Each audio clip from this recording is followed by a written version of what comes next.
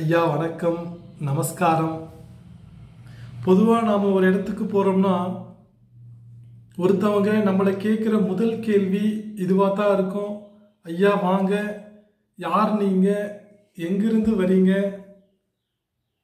இது போன்ற கேள்விகளுக்கு இடம் தராமல் நாம் யார், நாம் எங்கிருந்து வருகிறோம், இது போன்ற தகவல்களை அடையாளமாக தெரிவிப்பவை நமது ஆடை கலாச்சாரம் மற்றும் நமது முக அலங்காரங்களான சந்தனம், குங்குமம், விபூதி.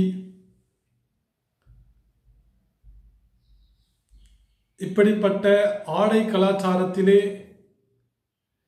தமிழனை வேறுபடுத்தி காட்டுவது ஆண்கள் அணியும் வேட்டி சட்டை, பெண்கள் அணியும் பட்டு சேலைகள். நம் மனித குலத்திற்கே உயிர் சக்தியாக இருப்பவர்கள் பெண்கள். உலக அரங்கிலே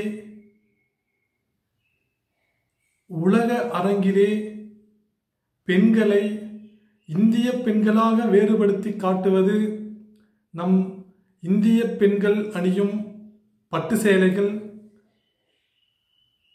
அப்படியாக இந்திய கலாச்சாரத்தின் அடையாள சின்னமாக விளங்கும் பட்டு சேலைகளை உற்பத்தி செய்து வருவதில் நாங்கள் பெருமகிழ்ச்சி கொள்கிறோம். தமிழனின் மற்றொரு சிறப்பான தைத்திருநாள் திருவிழா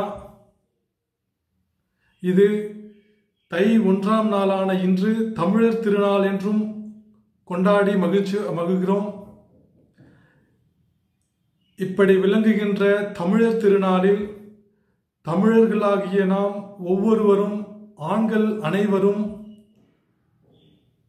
வேட்டி சட்டை அணிந்தும் பெண்கள் அனைவரும் பட்டு சேலை அணிந்தும் நமது கலாச்சாரத்திற்கு எந்த வகையிலும் அழிவு நேர்படா வண்ணம் நம்முடைய அடையாள சின்னங்களை இழந்து விடாமல் இந்த திருவிழாவை கொண்டாடி மகிழ வேண்டும். எனவே அனைவரும், பெண்கள் அனைவரும் பட்டு சேலை அணிந்தும் ஆண்கள் அனைவரும் வேட்டி சட்டை அணிந்தும் நமது தமிழ் திருநாளான தைத்திருநாளை கொண்டாடி மகிழ வேண்டும். இன்றிலிருந்தே